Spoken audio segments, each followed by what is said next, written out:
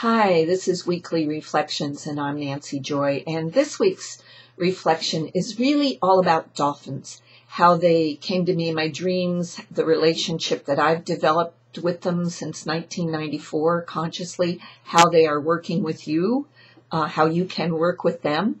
And all this is inspired, of course, by the fact that I've been called back to do a Heartlights dolphin free swim in Bimini, where it said all the Atlantean energy of the western edge of Atlantis is.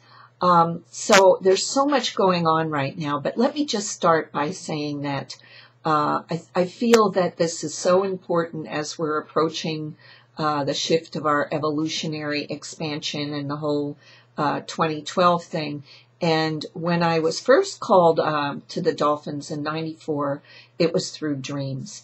And I'll never forget clearly knowing this first message, which I'm going to share with you now. And they told me when I woke up from the dream, this is what I knew, and I had been told it by the Dolphins, who communicate by talking to you inside. And they said, we are showing you that as you evolve to embrace yourself as God creators, you will no longer have any need to manipulate the world with your hands. Break here. Dolphins have no hands, right?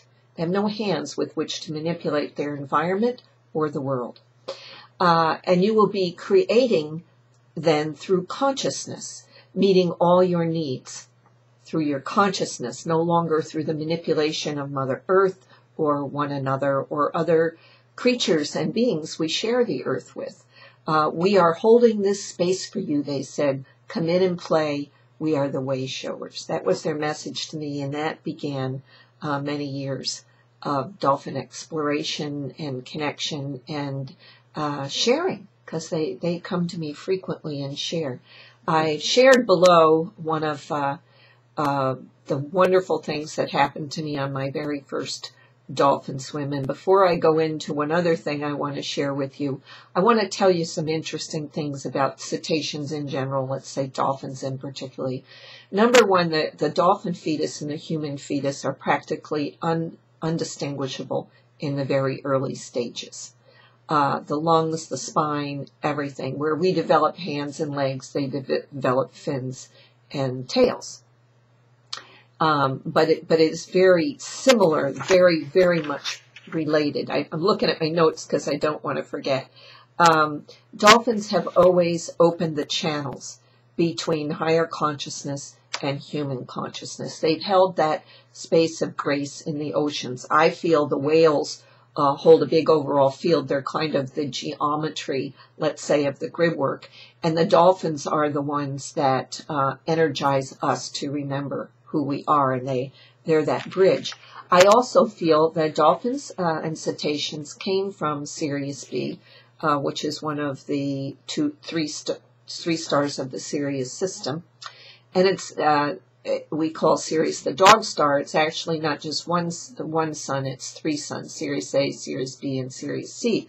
And they're so close together, and that's why they are so bright.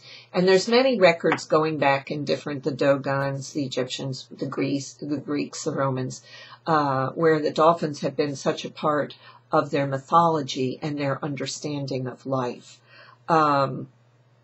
One thing really important about the dolphins, and they do this to me in dream time as well as when you're swimming, is the eye connection.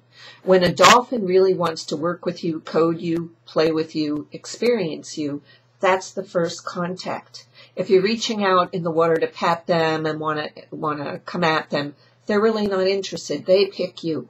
In the free swim environment, the dolphins choose you.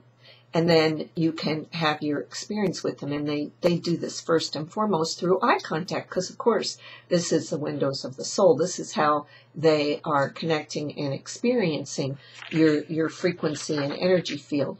The cetaceans, these mammals, are very, very human-like in their intercourse, in their sexuality, in the way they give birth.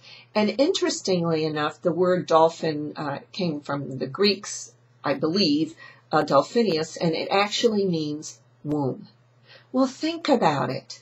Dolphins hold the ocean, the womb, the primordial waters out of which creation occurs. They're holding that state of grace so that we can learn that we are creators. We do not need to manipulate the world to have all our needs met. Wow, that's such a wonderful message. It's the first message they ever gave to me, and it woke up my heart. And maybe it'll wake up your heart today. I certainly hope so. In Genesis in the Bible, it says that on the fifth day, God created the great whales and the creatures of the ocean, the cetaceans and other creatures in the ocean, way before man. Dolphins, cetaceans, whales have been in the oceans of Earth for millions of years. The Greeks who coined the word dolphin, created, of course, the Temple of Delphi, which is devoted to the dolphin energy. And what does it say over the Temple of Delphi? Know thyself. Doesn't say know God, doesn't say know your leaders, doesn't say be well educated, doesn't say follow your religion. It says know thyself. So you can see and feel, I'm sure, through these things I'm sharing with you, what a profound effect these beautiful cetaceans, and in particular the dolphins, have had on us.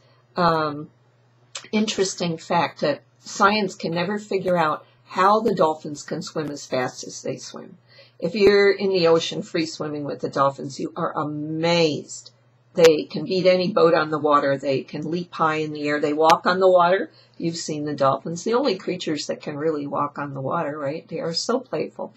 And the only thing scientists could figure out is that dolphins have this skin that's continually growing, and what gives them the speed is as they start to swim, they actually swim out of the sleeve of their skin on a cellular level, all these cells, and that gives them the less friction to go so fast.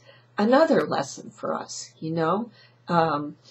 swimming out of ourselves all the time, creating anew, swimming forward. It's really an incredible journey when you think about it. And here's the other story I wanted to share with you. One of my great ones is below here for YouTubers and on my email for my Heartlights list. But in 1994, when I was first called to the Dolphins, I went with a wonderful dolphin lady, Elizabeth Fortune. And it was the time of the Sirius periostrum. Every 52 years, Sirius A, B, and C eclipse each other. And they create an incredible field of energy. So it's on April 23rd. So April 23rd, 1994, I believe that was the correct date. Anyway, that was the 52-year Sirius periostrum. And after we had done ceremony up there and looked at Sirius and all that, we'd gone down getting ready for bed. And one of the crew members on the dolphin boat said, "Oh, you have to come upstairs. You're missing it. Look what Sirius is doing."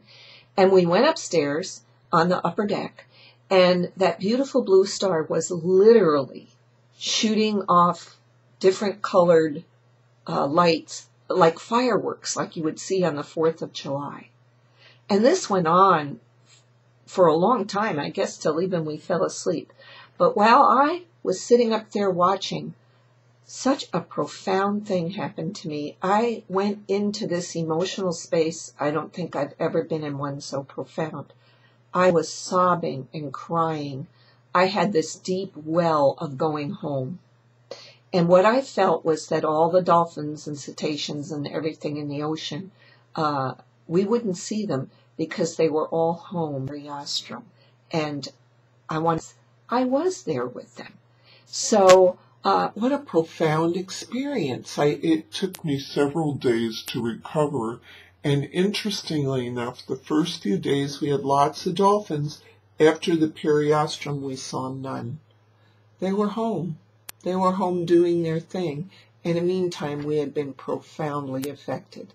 So I'm going back again. I've gone back many times, but this time I'm going back again specifically for the helical rising of Sirius, the dog star. Every year, Sirius disappears because of the precession of the equinoxes and the tilt of the Earth for a number of months. I believe it's 3.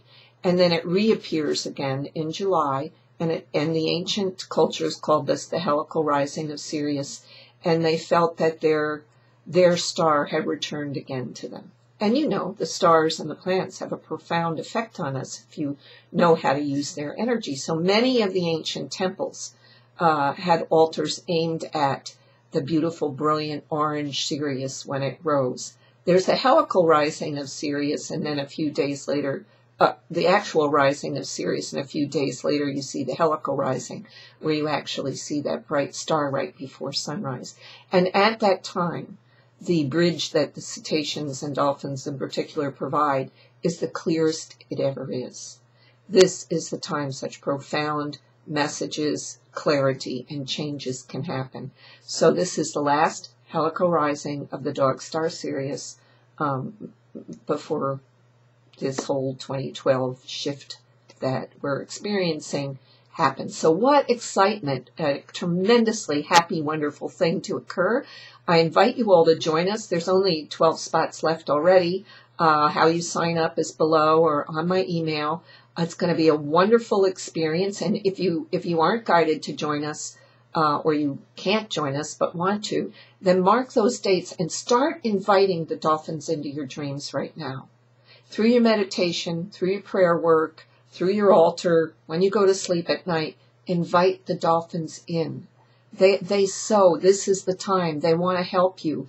And you know, as Abraham through Esther and Jerry Hicks says, ask and it is given. Ask. Be a part of this magnificent thing and enjoy this space and time and feel those dolphins and allow them to become your teachers. And you will no longer have a need to manipulate the world either. So have a great week. Please check out the link to this dolphin trip, and we'll see you again next week.